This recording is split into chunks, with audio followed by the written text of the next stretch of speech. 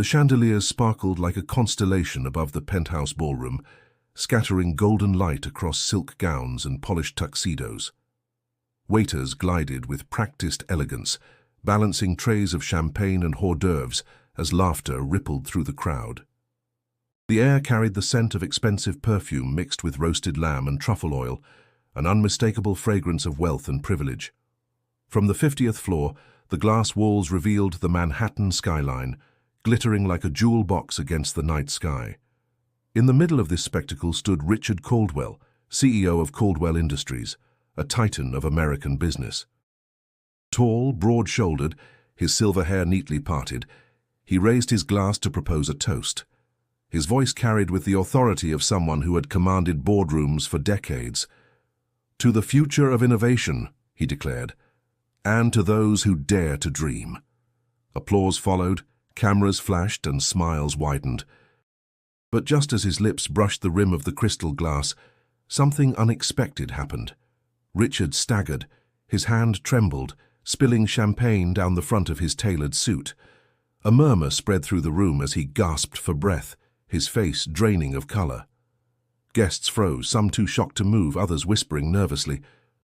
Then, without warning, his knees buckled, and he collapsed against the marble floor, the sound of crystal shattering echoing like a gunshot through the silence. Chaos erupted. "Call 911, someone screamed. A woman clutched her pearls as another guest dropped her clutch in panic. Security rushed forward, struggling to keep the crowd back while paramedics were summoned. Some insisted it must be a heart attack. Others whispered darker possibilities. Among the sea of frantic faces, one pair of eyes observed with a clarity sharpened by discipline. Amara Johnson, a maid hired for the evening, stood near the back wall, holding a silver tray. She had been invisible all night, just another uniform in black and white, expected to serve without being seen. But now she was the only one truly watching. Her instincts, forged during 4 years of army service, flared like an alarm. The way Caldwell's lips had tinged slightly blue, the way his fingers twitched unnaturally before he fell, it wasn't a heart attack. Amara had seen reactions like that before, in training exercises where soldiers were exposed to controlled toxins. Her heart thudded in her chest, yet her mind remained focused. "Move back, please," a guard shouted, waving people away. But Amara set her tray down carefully and stepped closer, her eyes fixed on the broken glass. A faint residue clung to the rim, subtle enough that no one else noticed. She bent slightly, pretending to steady herself as though overwhelmed by the sight, but her trained eye registered details most would miss. This wasn't an accident. Still, she hesitated. Who would listen to her? To them, she was just the help, no different from the curtains or the polished floors. If she spoke, she risked ridicule, maybe even her job. But if she stayed silent, something far worse might unfold. Her throat tightened as she weighed her options. The murmurs grew louder. Guests speculated wildly, while paramedics finally rushed through the doors. She straightened, her gaze firm, determination simmering beneath her composed exterior. The night had changed in an instant. For everyone in that room, it was a shocking incident. For Amara, it was the start of something far greater. She didn't know yet how deep the shadows stretched or how dangerous the truth would become, but one thing was certain. Her army training had prepared her for moments just like this, and as the weight of responsibility pressed down on her, she made a silent vow. She wouldn't let this mystery go unanswered. If you want to uncover how Amara, a woman underestimated by everyone in that glittering room, would use her strength and discipline to face a web of lies and power, make sure you subscribe right now. The journey is only beginning, and you won't want to miss what comes next. The ballroom had transformed from a place of glamour into a chamber of unease. The music had long faded, leaving behind only the overlapping murmurs of guests who could not decide whether to stay or flee. Uniformed paramedics bent over Richard Caldwell, their voices clipped and urgent. The once proud CEO was now a fragile figure, his body slack, his complexion drained to an unnatural pallor. The glow of the chandeliers above seemed cruel in its brilliance, spotlighting the frailty of power.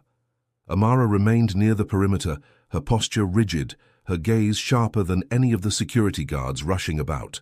She saw how quickly the powerful attempted to regain control. Several executives huddled together in whispered conversations, their voices trembling yet calculated. Even in panic, ambition and caution danced together in the eyes of the elite. "Step back," a broad-shouldered guard barked as she edged closer. His glare carried disdain, the kind reserved for someone he considered beneath notice. Amara opened her mouth, choosing her words carefully. "I think it wasn't a heart attack," she said, her voice low but firm. The guard scoffed. "Stay in your place." "This isn't your concern." Her chest tightened with frustration, but she held her ground. She knew better than to raise her voice. A lifetime of being dismissed had taught her to deliver words like steady fire rather than wild sparks. Across the room, a woman in a navy silk gown stood almost statuesque, her arms folded as she watched the chaos unfold.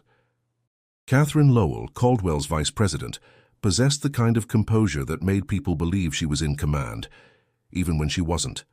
Her sharp eyes swept over the scene without a trace of panic. Instead, irritation flashed in her expression, as though the collapse were an inconvenience more than a tragedy. Amara caught that look and stored it in her memory. It didn't belong to someone in shock. It belonged to someone already calculating the next move. A new presence arrived, marked by authority, but cloaked in skepticism. Detective Daniel Hayes pushed through the crowd, his dark coat brushing against startled guests. He was in his 40s, his hair peppered with grey, his eyes steady but weary. He surveyed the scene quickly, exchanging brief words with the paramedics before turning to the cluster of staff. "Who was near the tray?" he asked, his tone clipped. Amara hesitated. She could feel the other staff stiffen beside her, their eyes darting down as though any answer might cost them their livelihoods. Her pulse raced, but she stepped forward. "I was serving near him," she admitted. Hayes's eyes flicked to her, registering the neat uniform, the polished shoes, the unassuming presence of a maid. "And what did you see?" Before she could speak, the same guard interjected. "She didn't see anything, just staff." Amara clenched her jaw. The words stung not because they were new, but because they echoed a lifetime of dismissal. Still, she refused to shrink. She held Hayes's gaze. "I saw his hand tremble before he fell. His lip, they weren't the color of a heart attack, and the glass, it wasn't right." A silence followed, thick with tension. Hayes studied her, his expression unreadable. Finally, he nodded slightly, though his voice remained even. "Noted." He scribbled something in his small notebook and turned away to question others. It wasn't belief. It wasn't trust. But it was a start. As the night dragged on, whispers multiplied like shadows. The elite speculated in careful tones, masking fear with sophistication. Some insisted Richard Caldwell would recover. Others quietly calculated what his absence might mean for the company's future. Amara stepped back, forced again into the invisible role of servant, yet inside she burned with certainty. She had seen something others refused to see. Whether anyone chose to listen or not, the truth was there, pulsing beneath the glitter of the evening like a buried ember. And as she watched Catherine Lowell glide across the room with her practiced poise, Amara knew the shadows among the elite were darker than most dared to admit. The following morning, headlines blazed across New York. CEO Richard Caldwell collapses at Gala, cause unknown. News anchors speculated, commentators debated, but none of them had seen what Amara had. She sat in the small kitchen of her shared apartment in Harlem, the thin walls carrying the sounds of traffic and early conversations outside. The coffee in her cup had gone cold, untouched, as she replayed the scene again and again in her mind. The faint residue on the rim of the glass, the blue tint on his lips. It could not be ignored. Her phone buzzed with a message from Rosa, another maid who had worked the gala. "They told us not to talk to anyone. If we do, we lose our jobs." Amara read the words twice, her stomach tightening. The staff had been warned, silenced before questions could even spread. She typed back quickly, "We need to talk in person, tonight. Same diner." When evening came, the diner was almost empty, neon lights flickering in the window. Rosa slid into the booth across from her, her nervous hands clutching a cup of tea. Her eyes darted around as if every patron might be listening. "They said it was stress," Rosa whispered. "That's what they're telling the press, a heart issue." Amara shook her head. "It wasn't stress. I saw the glass. Something was off." "You can't say that out loud," Rosa warned, her voice trembling. "They'll fire us, blacklist us, you know how it works." Amara leaned forward, her voice steady. "I didn't spend 4 years in the army to ignore what I see." Caldwell didn't just collapse, he was poisoned. Rosa's breath caught, fear widening her eyes. She wanted to argue, but deep down she trusted Amara's instincts. Finally, she nodded slightly, her lips pressing together in silent agreement. Later that night, Amara walked back to her apartment, the city alive with honking taxis and sirens in the distance. Her thoughts churned. She needed proof. The hospital reports would be locked down, but maybe she didn't need them yet. She remembered where the tray had fallen, how the shards of glass had been quickly swept away by staff. Still, she doubted every fragment had been destroyed. The next day, she returned to the Gala location under the pretense of retrieving a misplaced item. The ballroom was empty now, stripped of its grandeur, the scent of cleaning chemicals replacing perfume and champagne. With practiced subtlety, she searched near the corner where Caldwell had fallen. Her pulse quickened when she spotted it, a tiny shard of crystal wedged between the baseboards. Carefully, she picked it up with a tissue, her eyes narrowing at the faint discoloration clinging to the edge. Just then, footsteps echoed. A security guard appeared, his tone sharp. "What are you doing here?" Amara's mind raced. She forced a sheepish smile. "I dropped an earring the other night. Thought I'd check before it was cleaned out." The guard eyed her suspiciously but didn't press. "Don't linger. Place is closed." She slipped the shard into her pocket, heart pounding. It wasn't enough to prove anything yet, but it was a start, a tangible piece of the truth. That night, Rosa called in a whisper. "I overheard something," she said nervously. "Two of the executives. They said the word contaminant. They stopped talking when they saw me." Amara gripped the phone tighter, her determination solidifying. Pieces were beginning to align. She had fragments of glass, a witness's slip of the tongue, and her own unshakable instinct. It was fragile, but it was more than anyone else seemed willing to see. As she lay awake, staring at the ceiling, she knew silence would only protect the guilty. Her next step had to be careful, but there was no turning back. The traces of poison were real, and they were leading her deeper into shadows she hadn't yet imagined. The shard of glass lay wrapped in tissue on Amara's kitchen table, its faint discoloration barely visible under the dim bulb overhead. She stared at it as if it were a compass pointing toward an unseen horizon. Her hands, steady on the outside, carried a tremor deep within. She knew too well what crossing powerful people could cost her, and yet, every time fear tried to pull her back, another force pushed her forward, something forged long before she ever put on a maid's uniform. Her mind drifted to the desert heat of Fort Jackson, South Carolina, where she had trained years earlier. The memory rose vivid and unbidden, the sting of sweat in her eyes, the sand grinding into her boots, the relentless voice of the drill sergeant cutting through the air. "Johnson, you think the world cares that you're tired? You keep moving or you don't belong here." She remembered the ache in her legs, the weight of the pack that seemed designed to break her spirit. Yet she hadn't quit. She never did. It was there she learned to read every detail of her surroundings, to measure people by their movements, to find strength when others doubted her. Her roommate in the barracks, Private Elena Rivera, used to whisper at night when lights were out, "You've got steel in you, Amara. Don't let anyone try to bend it." The words had stayed with her, an anchor during the years after she left the service. Back in the present, Amara tightened her grip around the memory like a lifeline. She hadn't left the army because she was weak. She'd left because her mother had fallen ill, and someone had to care for her. Taking up work as a maid had been survival, not surrender.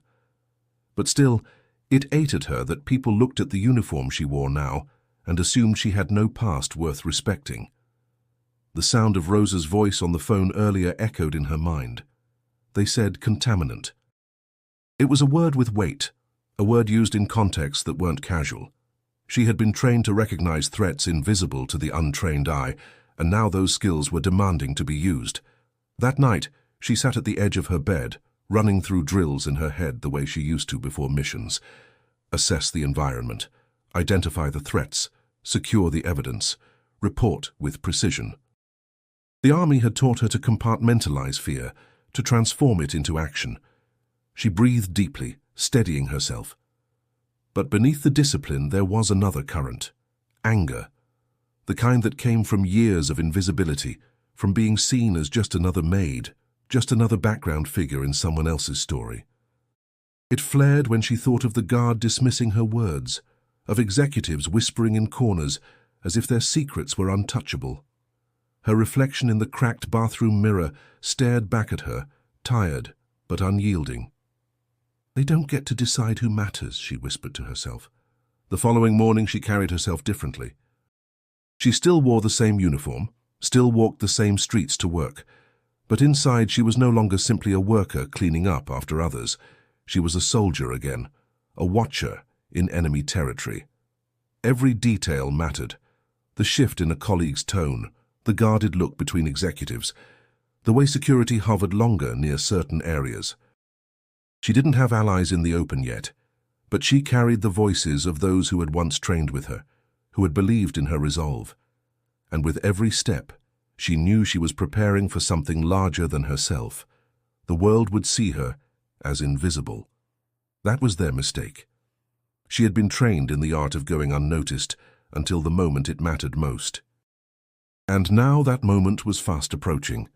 The morning sky over Midtown was a dull grey, the kind that made skyscrapers look like silent sentinels looming over the restless city. Amara tightened her coat against the chill as she approached Caldwell Industries headquarters, a towering glass fortress reflecting clouds like a mirror. She knew she didn't belong there, not officially, but she also knew how to move in places where she wasn't welcome. Years in the army had taught her how to blend, how to walk with the confidence of someone who had every right to be present. Inside, the lobby buzzed with activity. Executives in sleek suits clutching phones, assistants hurrying with files, security guards standing at rigid posts. Amara slipped in among a small group of cleaning staff pushing carts. Her black uniform and quiet demeanor were all the disguise she needed. No one looked twice at her. She kept her head slightly bowed, but her eyes alert, scanning the space. On the mezzanine above, she noticed Catherine Lowell surrounded by board members. Her voice carried faintly, cool and measured as she spoke about maintaining stability during a period of uncertainty. The words were polished, but Amara caught the steel beneath them. Catherine didn't look like a woman burdened by worry over her boss's collapse. She looked like someone taking careful steps toward opportunity. Amara rode the service elevator to the upper floors, pushing a cart stacked with cleaning supplies. Her pulse quickened as she reached the executive level. The hall smelled faintly of leather and polished wood, the kind of wealth that insulated itself from the outside world. She paused near a half-open door, hearing low voices inside. "I don't care what the doctors say," a man muttered. "The board wants reassurance, not speculation. Keep everything quiet until we know where this is heading." Another voice answered sharply, "And if he doesn't recover?" A silence followed, heavy and telling. Amara leaned closer, her breath steady. Suddenly, footsteps approached from behind. She straightened quickly, grabbing a rag and wiping the already spotless wall. A woman with sharp eyes and clipped heels slowed as she passed. Ellen Park, the CEO's longtime assistant, gave Amara a cautious look, then continued down the hall without a word. But something in her expression lingered, a flicker of unease that told Amara she might know more than she dared to say. Later that afternoon, Amara sat in a small cafe across from Marcus Reed, the investigative journalist she had contacted through a mutual acquaintance. Marcus was younger than she expected, his shirt slightly wrinkled, his eyes alert and restless. "You're telling me Caldwell was poisoned?" he asked, leaning in. "I'm telling you what I saw," Amara replied evenly. The residue on the glass, his symptoms, it wasn't natural. Marcus rubbed his chin. "I've heard rumors about contracts Caldwell was negotiating. Defense deals, big money, enemies everywhere. But proof? That's another story." She reached into her pocket and placed the tissue-wrapped shard on the table. "Start here." Marcus hesitated, then carefully unfolded it. His eyes narrowed at the faint discoloration. "If this is what I think it is, it could blow the story wide open. But getting anyone to talk, especially inside that building—" He shook his head. "They'll bury it before it ever sees daylight." Amara's voice hardened. "Then we don't let them." He studied her for a long moment, then sighed. "You don't scare easily, do you?" "I've been through worse," she said simply. As Marcus slipped the shard into a small evidence bag, Amara felt the weight of what they had begun. She was stepping into a battlefield where the weapons were lies, power, and silence. The walls of Caldwell Industries were built to keep the truth hidden, but she had no intention of turning back. The cafe where Amara and Marcus had met still lingered in her senses. The bitter smell of burnt coffee, the muffled hum of traffic outside, the faint scratch of Marcus's pen as he scribbled notes. She carried those impressions with her as she walked home that night, aware of every step, every shadow that moved a little too deliberately along the sidewalk. Silence was powerful, and silence could be dangerous. The next morning, a notice arrived slipped under her apartment door. The envelope bore no name, no return address. Inside was a single folded sheet of paper. "Keep your mouth shut. For your sake." No signature, no flourish, just a threat as plain and cold as the winter air. Amara stared at it, her pulse steadying rather than racing. Fear tried to creep in, but training had given her tools to wrestle it down. She tore the note into strips, flushed them down the toilet, and sat at the edge of her bed. Someone knew she was digging, and that meant she was getting closer. Later that day, she found Rosa waiting near their usual diner, her expression pale and strained. "I can't keep doing this, Amara," Rosa whispered. "I heard the supervisors talking. They know someone's been asking questions. If they find out it's us—" Amara placed a hand on Rosa's arm. "I won't let them touch you. But you can't back away now. They want us scared, because fear keeps people quiet." Rosa's eyes welled. "You're braver than me. I've got kids. I can't risk everything." Amara understood. She released Rosa's arm gently. "Then protect them. But if you hear anything at all, call me." Walking away, Amara felt the weight of isolation press harder. Rosa was right to be afraid. Silence was not just imposed, it was chosen when survival demanded it. That evening, Amara called Marcus. "It's not just whispers anymore," she told him. "They're sending warnings." He exhaled sharply through the phone. Not surprised. Caldwell Industries has a history of burying stories. Journalists who've gone after them before, they've ended up out of work or worse. "Then why are you still here?" she asked. Marcus was quiet for a moment. "Because this feels different. Because you won't back down, and maybe I'm tired of playing safe." Amara could hear the unease beneath his words, but also resolve. She respected it. The following day, Detective Hayes called unexpectedly. His voice was gruff, cautious. "Johnson, I've been looking into Caldwell's toxicology. You didn't hear this from me, but initial tests flagged something unusual. Nothing conclusive yet, but enough to make me curious." Amara leaned against the counter, gripping the phone tighter. "So, I wasn't wrong." "Don't get ahead of yourself," Hayes warned. "It could be contamination, lab error, anything. But you're sharper than most. Just don't stick your neck out too far. These people don't play fair." Her voice was calm but firm. "I stopped waiting for fair a long time ago." When the call ended, Amara stood at her window, watching the city lights flicker in the dusk. From above, Manhattan seemed unshakable, but she knew its foundations were riddled with secrets. Caldwell's empire had built walls thick enough to silence employees, bury investigations, and intimidate witnesses. But no wall was without cracks. That night, she lay awake hearing the city's restless heartbeat through the thin walls of her apartment. Silence pressed in around her. Rosa's retreat, Marcus's hesitation, Hayes's cautious warnings. Yet within that silence, she found clarity. Every threat only confirmed what she already knew. The truth was real, and someone was desperate to keep it buried. Amara turned on her side, staring at the faint outline of the shard of glass on her nightstand. It was a fragile thing, easy to dismiss. But like her, it carried weight unseen by those who underestimated it, and she had no intention of being silenced. The apartment was dark when Amara returned that evening, her muscles tense as she unlocked the door. Something felt wrong the moment she stepped inside. The faint scent of her lavender candle was gone, replaced by the sterile smell of disturbed air.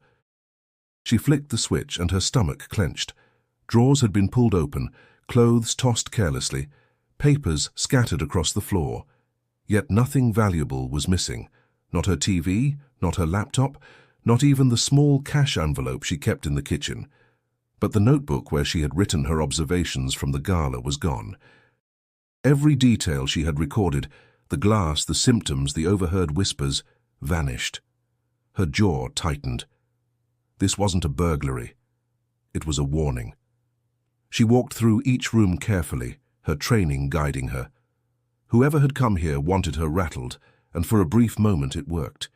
Her pulse raced, her breath came shallow. But she steadied herself, grounding her fear with practiced discipline. She refused to give them the satisfaction of breaking. The next morning, she met Marcus at a park bench away from crowded streets.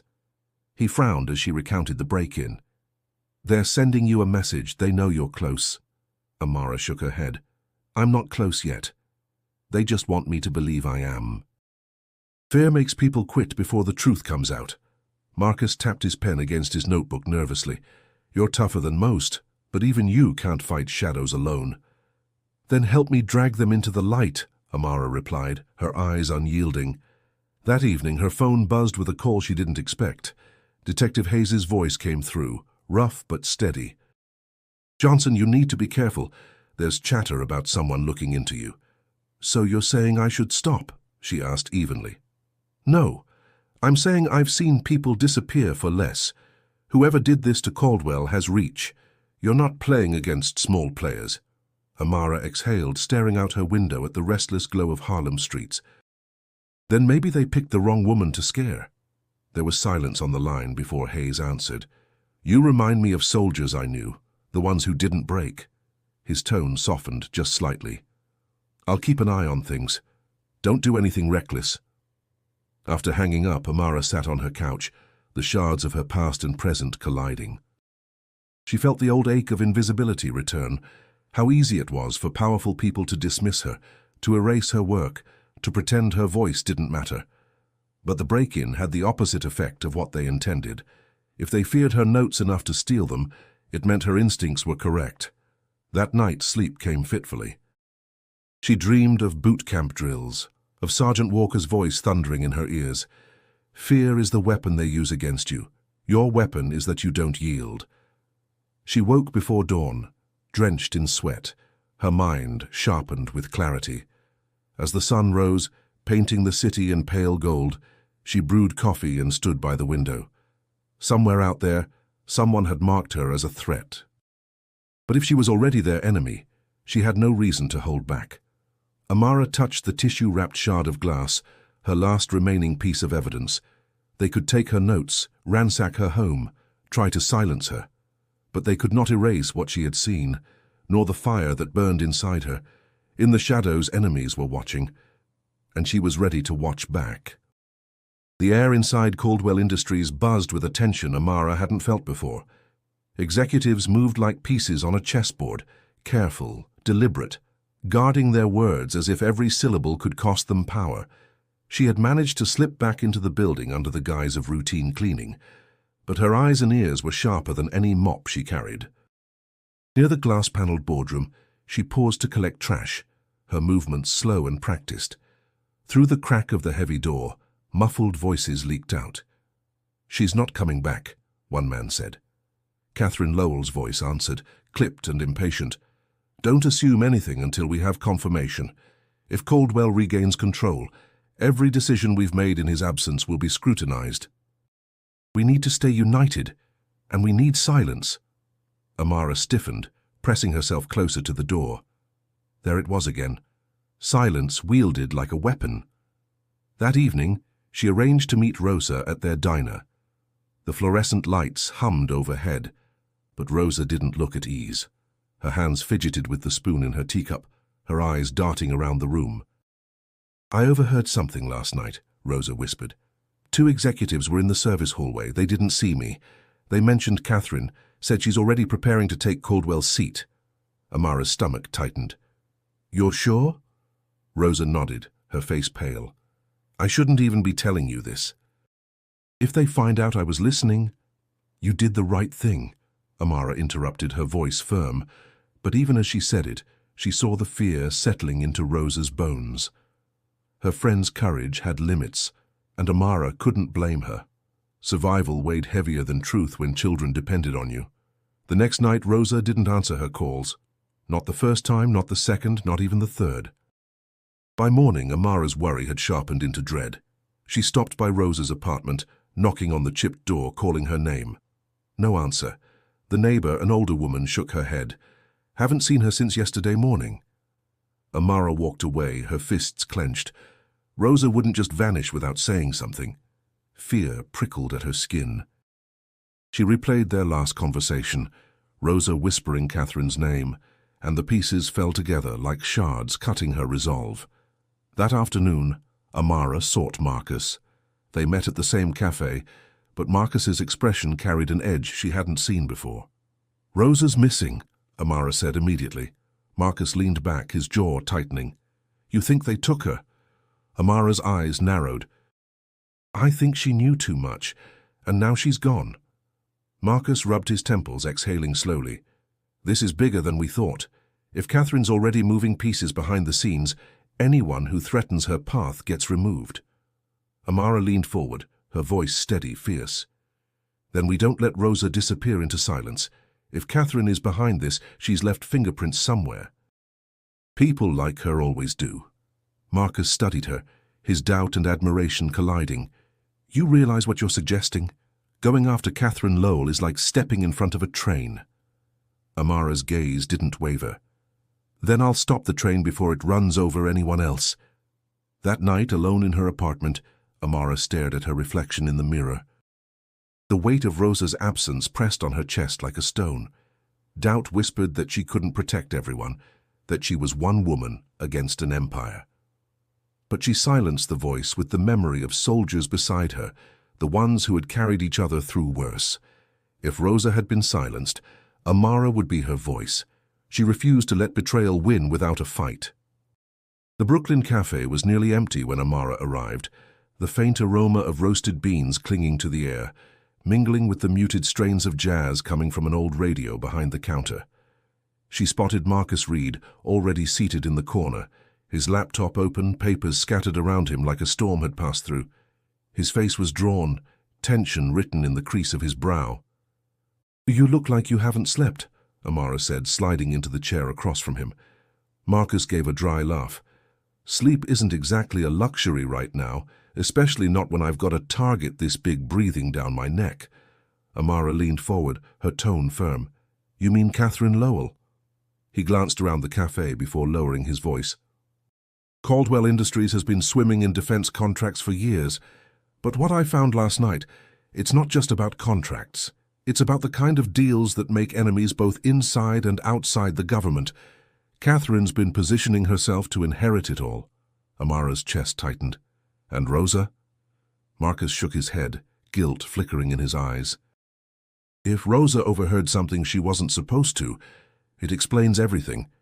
Catherine can't afford loose ends." For a moment, silence hung between them, heavy as the winter air pressing against the windows.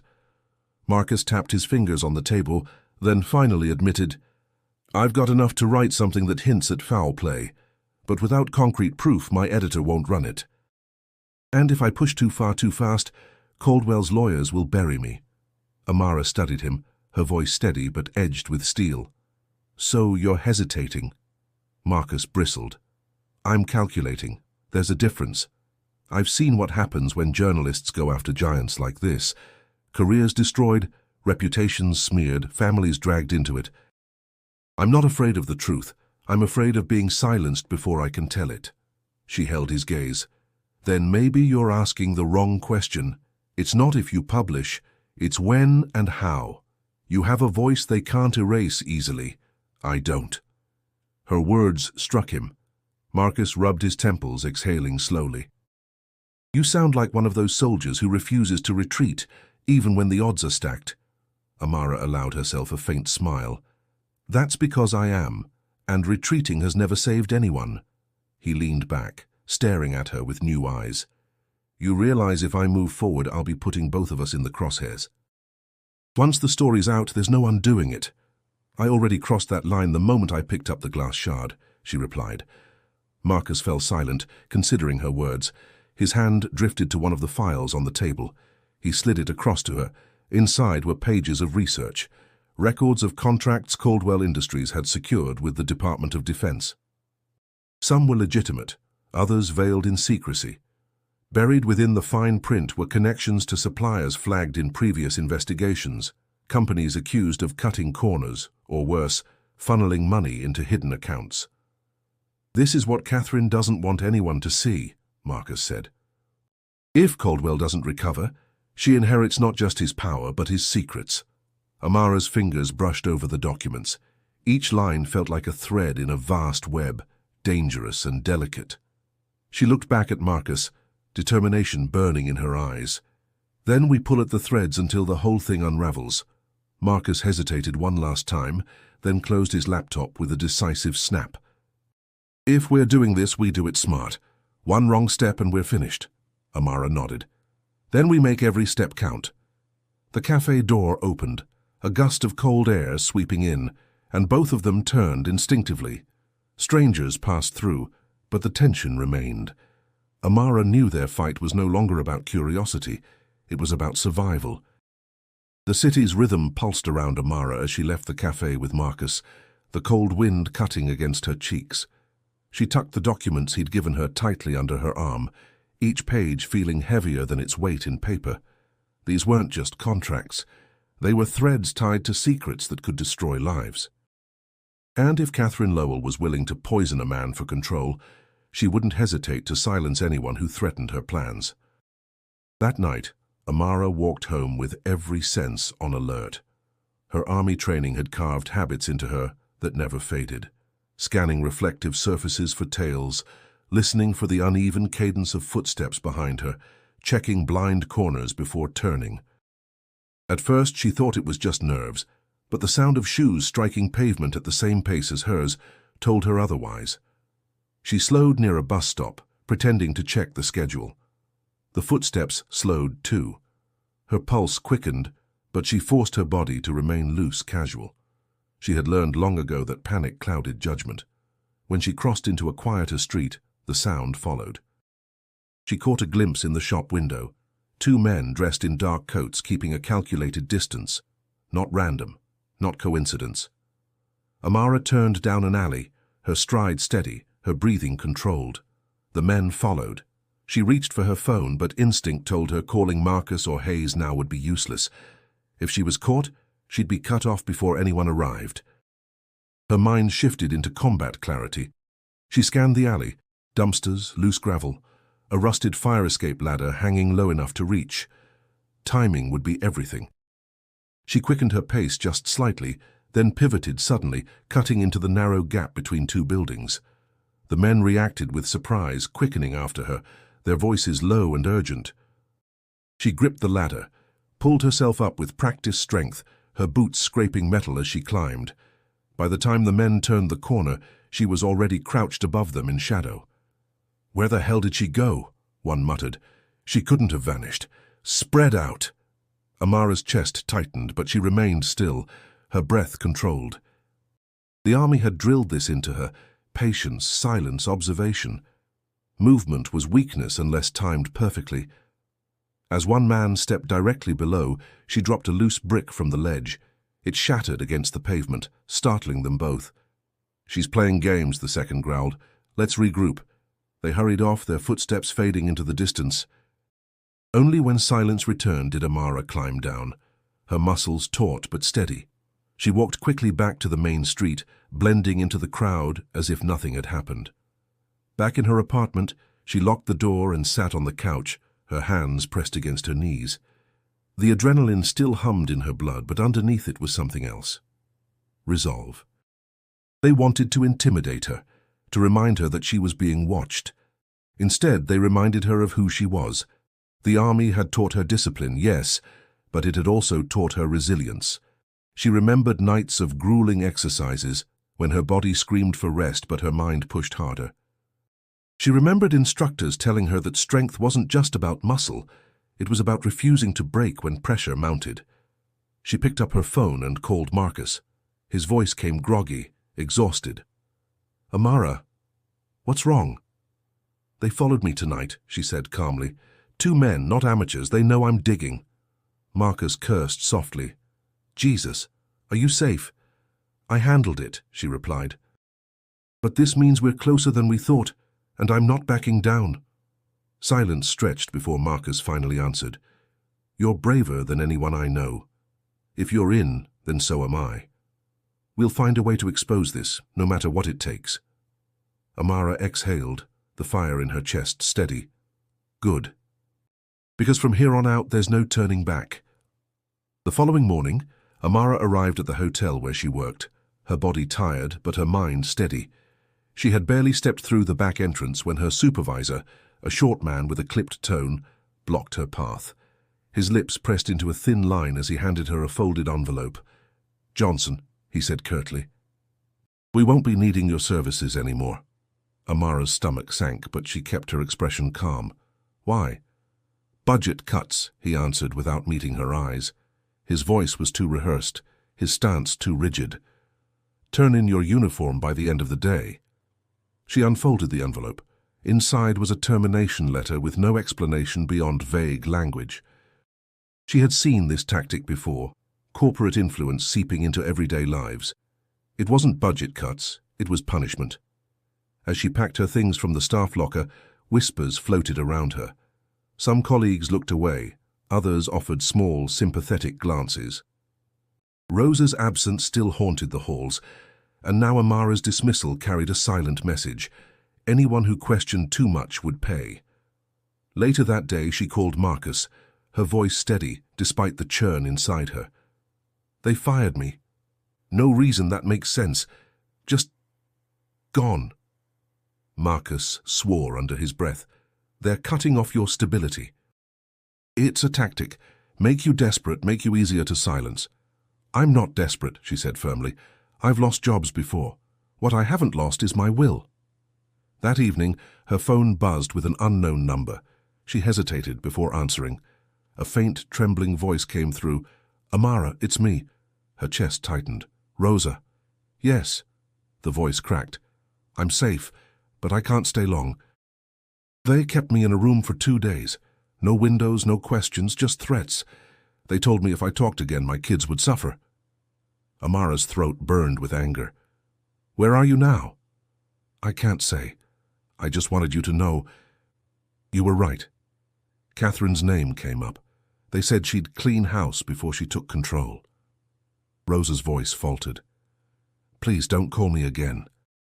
If they find out—" "Rosa, listen to me," Amara interrupted softly. "You're not alone. I'll find a way to protect you." But the line went dead. Amara sat in silence, the weight of Rosa's fear pressing down on her. She wanted to smash something, to shout into the night, but instead she forced herself to breathe. Rage without control was useless. Rage with discipline was power. Later, Detective Hayes called, his tone grim. "I heard about your job. I also heard Caldwell's condition hasn't improved. He's in a coma now. If he doesn't wake up, Catherine Lowell could be chairwoman within weeks." Amara gripped the phone tighter. "Then we don't have weeks." "Johnson, you're pushing against people with resources you can't imagine," Hayes warned. "This isn't just courage, it's survival. Don't let them break you before you get your chance." She thought of Rosa's trembling voice, of her own empty locker at work, of the 2 men who had followed her in the night. "They've already tried," she said, "and I'm still here." When the call ended, she stood by her window, watching the city glow against the dark sky. Her reflection in the glass was both weary and unyielding. Courage came with cost, jobs, safety, even friends. But she had no intention of folding, They wanted her invisible, voiceless, erased. Instead, she would make herself impossible to ignore. Marcus's article hit the digital press on a quiet Tuesday morning. It wasn't explosive, not yet. It was carefully worded, hinting at irregularities within Caldwell Industries without outright accusing anyone. Still, the effect rippled instantly. Blogs picked it up, independent outlets amplified it, and whispers spread through the city like wildfire. The cracks had begun to show. Amara sat in her apartment with the newspaper spread across the table, the digital version glowing on her phone. Her chest swelled with a mix of pride and tension. Marcus had lit the match, and now they had to see how far the fire would spread. Her phone buzzed with a call. Ellen Park's voice came through, shaky and hushed. "You don't know me, but I know who you are. I've seen you in the building." "You're the one who won't stop asking questions." Amara's pulse quickened. "And who are you?" "I was Caldwell's assistant for 12 years, Ellen replied. "I know things, contracts, meetings, the way Catherine maneuvered. I've stayed quiet because I was afraid. But after that article, I can't anymore. They can't bury everything." "Then tell me," Amara urged. Ellen hesitated before continuing. "Catherine has been securing meetings with board members behind closed doors. She's offering them incentives to back her as interim chairwoman if Caldwell doesn't recover." "And the contracts your journalist friend mentioned?" "Catherine pushed them harder than Caldwell ever did." He hesitated. "She didn't." Amara leaned forward, gripping the phone tighter. "Do you have proof?" There was a pause. "Yes." "Documents, emails, but if I hand them over, I'm done. I'll never work in this city again." Amara's voice softened. "Sometimes survival isn't about keeping your place. It's about knowing you stood for something when it mattered." Ellen's breath shook. "I'll think about it. I'll be in touch." When the call ended, Amara sat still, the weight of Ellen's words heavy in her chest. This wasn't just suspicion anymore. This was a witness ready to break the silence. Later that afternoon, Marcus called, his voice tight with frustration. "The backlash is already here. Caldwell's PR team launched a smear campaign against me, claiming I've fabricated sources, calling me an opportunist. They even brought up an old mistake I made years ago, like it defines my entire career." "They're afraid of you," Amara said firmly. "If you were irrelevant, they wouldn't waste their time." He laughed bitterly. "Easy for you to say. You're not watching your reputation unravel in real time. I lost my job, Rosa lost her safety. Ellen is about to lose everything." "We've all paid something," Amara reminded him. "The only question left is whether we'll make it mean something." Marcus fell silent, then exhaled. "You're right. I'll keep going. But we need more than hints now. We need hard evidence." That night, Amara couldn't sleep. She paced her apartment, the city lights flickering through the blinds. Ellen's voice replayed in her head, filled with fear yet edged with truth. The empire Catherine was building looked unbreakable from the outside, but inside it was hollowing. Every whisper, every leak, every act of defiance was another crack. She walked to the window, pressing her palm against the cold glass. For so long she had lived on the margins, unseen and unheard. Now she held pieces of a truth powerful enough to topple someone who believed herself untouchable. The silence that had once suffocated her was beginning to fracture, and once cracks formed, walls eventually collapsed.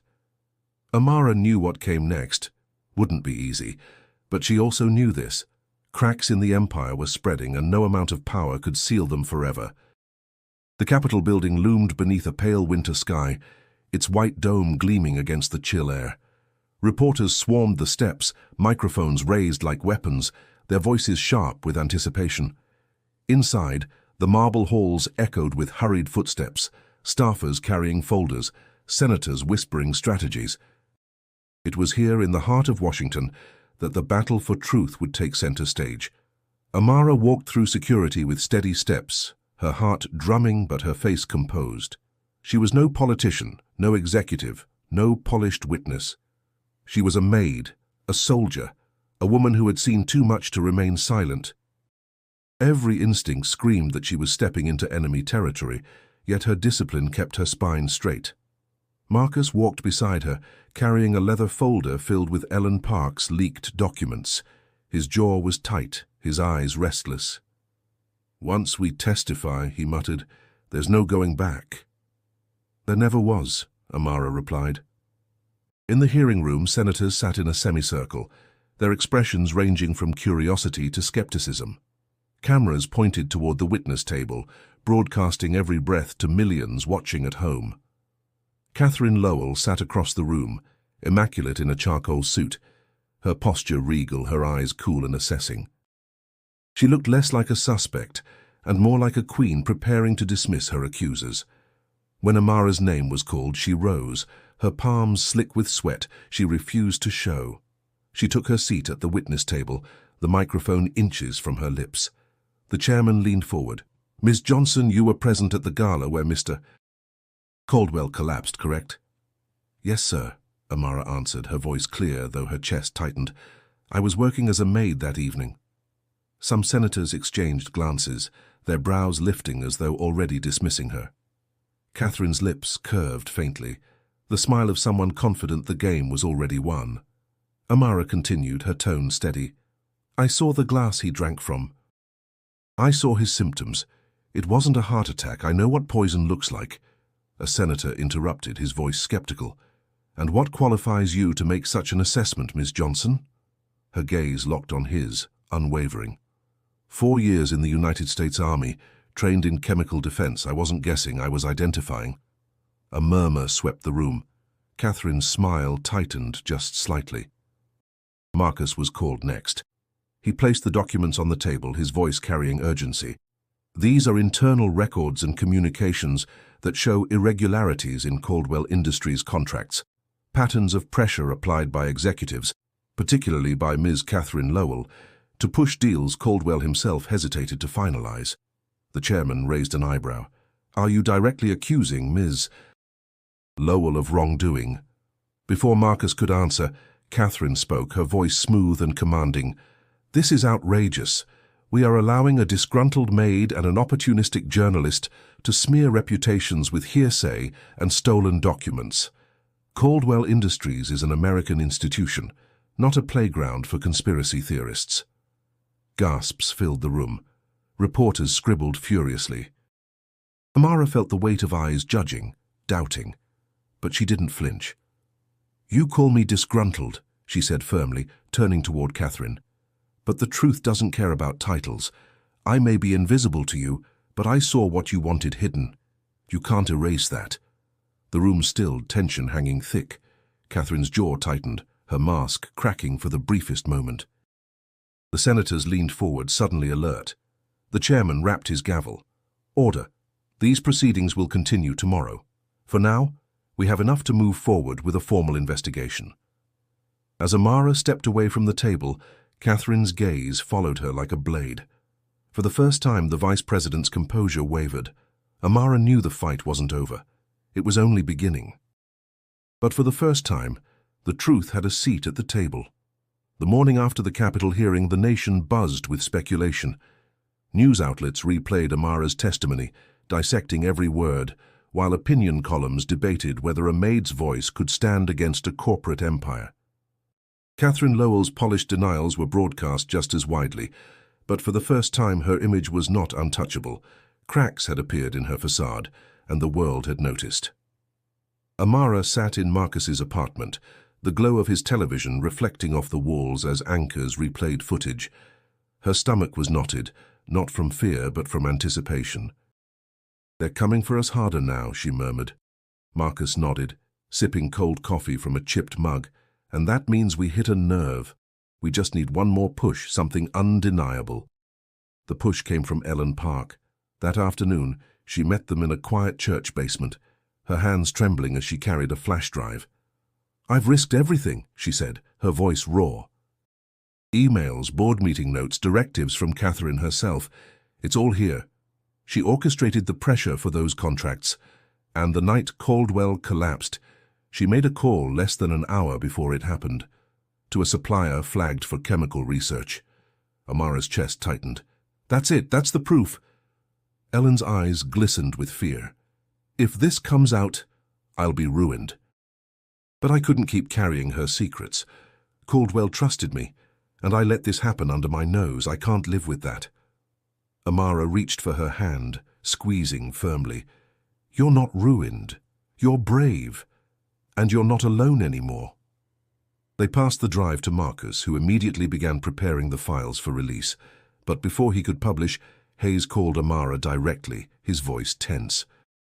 Johnson, I've got confirmation from the lab. Traces of a rare toxin were found in Caldwell's blood. It's not a heart attack, not stress. It's deliberate poisoning. The case is official now. Amara closed her eyes, the weight of months of suspicion lifting like a storm breaking. Then Catherine's done. Not yet, Hayes warned. She's powerful. She'll deny, deflect, accuse. But with this evidence, she won't walk away clean. By evening, Marcus's article went live, this time armed with Ellen's documents and Hayes's toxicology report. The headline spread like fire. Evidence points to corporate poisoning. Catherine Lowell implicated. The backlash was immediate. Protesters gathered outside Caldwell Industries headquarters chanting for justice. Senators called for Catherine's suspension, and in a dramatic turn, federal agents arrived at her office with warrants in hand. Cameras captured the moment Catherine was led away, her perfect poise faltering as reporters shouted her name. Amara watched the footage from Marcus's couch, her breath catching in her throat. Catherine's glare toward the cameras was venomous, but beneath it, there was no escaping the truth anymore. The empire she had tried to build had collapsed under the weight of her ambition. Marcus let out a long breath, leaning back against the cushions. We did it. But Amara shook her head gently. No. She did it to herself. We just refused to stay silent. Hayes called later that night. You should know, Johnson, Catherine will face charges, conspiracy, attempted murder, corporate fraud. It won't erase the damage she's done, but the law will catch up now. And you made that possible. Amara felt a swell of pride mixed with exhaustion. She thought of Rosa's trembling voice, of Ellen's sacrifice, of Marcus's persistence, and of her own journey from invisibility to defiance. They had all carried a piece of the truth, and together it had been enough. Looking out the window at the city lights, Amara whispered to herself, hearts can be poisoned, but lies can't last forever.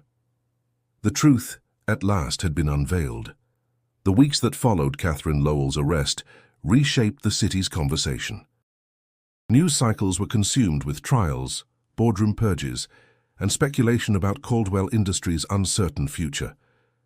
Richard Caldwell remained in a hospital bed, his life tethered to machines, but his name was no longer the only one tied to the company's legacy. Catherine's betrayal had stained it irreversibly. For Amara, the storm was quieter now. She walked through Harlem streets that once felt indifferent, but now carried a subtle warmth. Neighbors who had barely noticed her before stopped to nod, some offering quiet words of respect. They had seen her face on television, heard her voice defying power in the halls of the Capitol. Rosa returned one afternoon, her children clinging to her hands. Her face was tired but free of the terror that had once weighed her down. She embraced Amara tightly.